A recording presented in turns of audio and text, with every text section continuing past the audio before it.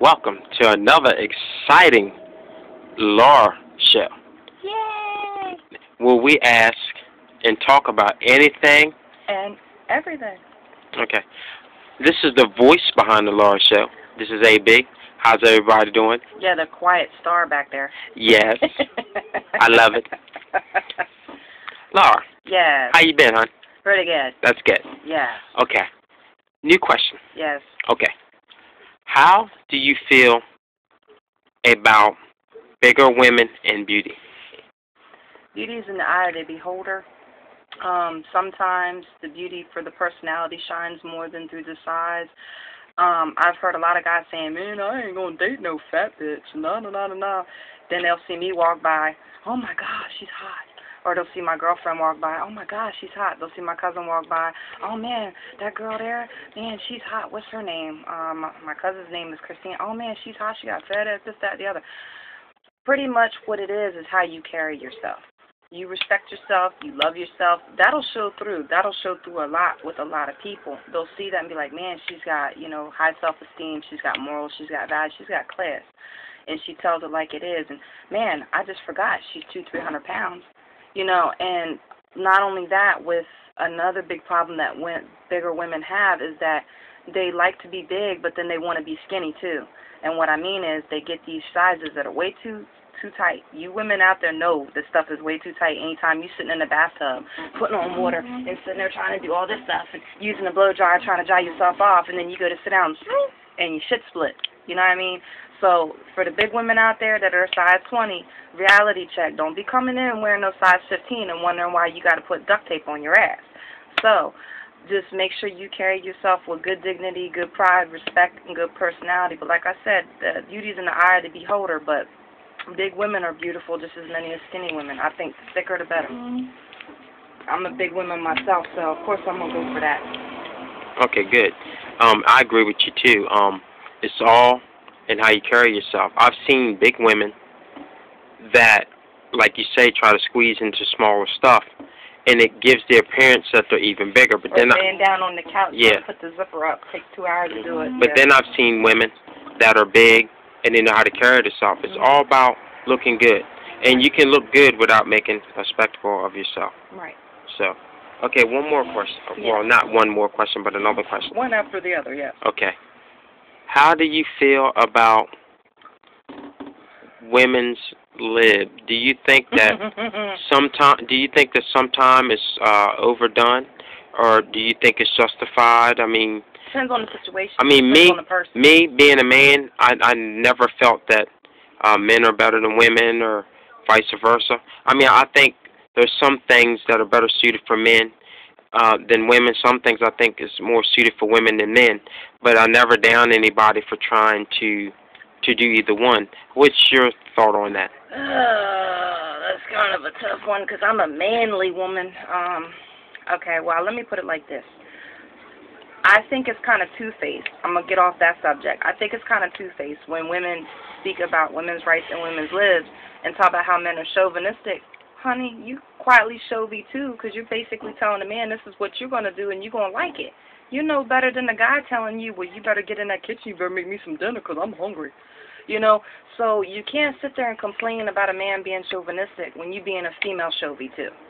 So the women's lip thing, I think it's got to back down a notch. Now, if it's for the right reasons on the right guy, hey, woman power all the way. I'm for it. But if it's on the wrong guy and on the right subject, it doesn't mix. If it's on the right subject and on the wrong guy, it doesn't mix, vice versa, whatever. So you got to choose your words wisely, and you got to make sure when to fight and when not to fight. They always tell you that choose your battles wisely and choose your wins wisely as well, because you might win the battle, but you've lost the war. You might have lost the war, but you win the battle. So as far as the women's lip thing, I think it needs to be toned down a notch. I think everybody should have their own views on stuff, but don't sit there and contradict yourself and say, well, this, that, and the other, and you're doing the same thing the guy is because you're no better. And you know what? I gotta honestly say I agree with that. Choose wisely. Because I've heard women say that, well, he's chauvinistic, but not realizing that what they're doing is actually what would you call a woman chauvinist? Would it still be chauvinist, or would it be chauvinist, two-faced, two-faced, whatever? bigoted. Yeah. Okay.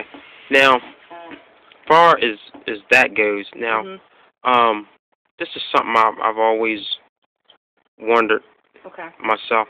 Like, far as relationships in a whole, why is it when a man has a great relationship, and say if he wants to spend time with his woman or he wants to be around her, why is it that a lot of times he's looked at as a wuss or a puss or he's pee-whipped or whatever? Why do people think that? A lot of guys are envious, and say if you've been best friends with a guy all your life, and then he meets the woman of his dreams, you kind of feel like she's taking, him away from you.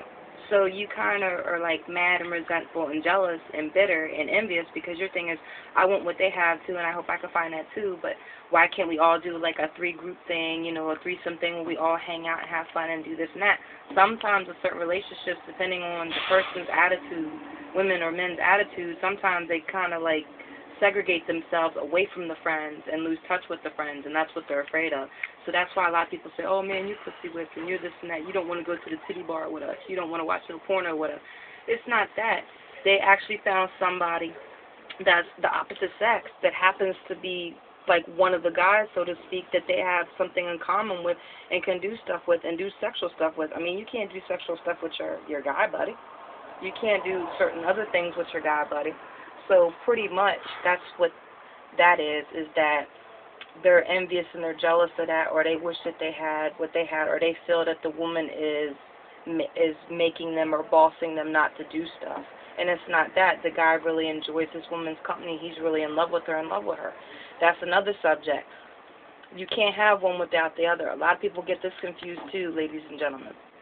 You can be in love with somebody and not love them. You can love somebody and not be in love with them. But it's very rare, and it's a special, beautiful thing when you can find that man or that woman that is in love with you and loves you too. That is a plus. And you have to be friends first before you get in a relationship with somebody. Don't sit there and go on attraction or looks or whatever and then wonder why your relationship don't go right. The reason why a lot of men and women say that their friends are pussy whipped or dick whipped or whatever is because these people, 9 times out of 10, have been friends for a while, got to know each other inside and out, and they feel that they're taking their best friend away because now they're best friends. So that's where that comes from. Okay. Something that I notice with a lot of couples too. Do you ever notice when couples been together more than 8, 9, 10, 11 years, you ever notice that a lot of times that the spark in a relationship is gone?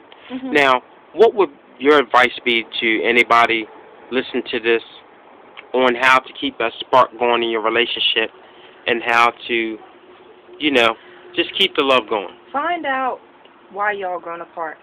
What caused the division? Was it work? Was it stress? Was it something that someone said? Was it words you had said, or argument, a fight? Maybe a friend said something, or an old flame comes back into your life, or reminiscing. Nostalgia is my favorite word, which means past reminiscing. Find out what caused that. A lot of times that causes that is people grow apart. They end up interacting with different people, different environment, different jobs, different status, age process, hormones, everything. My advice to anybody that does that, take a vacation. Focus on something about that person that you might not have ever complimented on, like their hair or whatever. Try to take them out to dinner and all that stuff. That's pretty much what I would say. All right. As usual, you have good advice and good sayings. Yeah, but never enough time. And never enough time. We hope that you enjoyed this. This is the voice behind the Laura Show. A.B. Baby. Darth Vader, Luke Skywalker. This is Laura. Anything and Everything Show. Reach me on Facebook. GypsyStar.com. 1980. Thank y'all. Bye. Peace, y'all.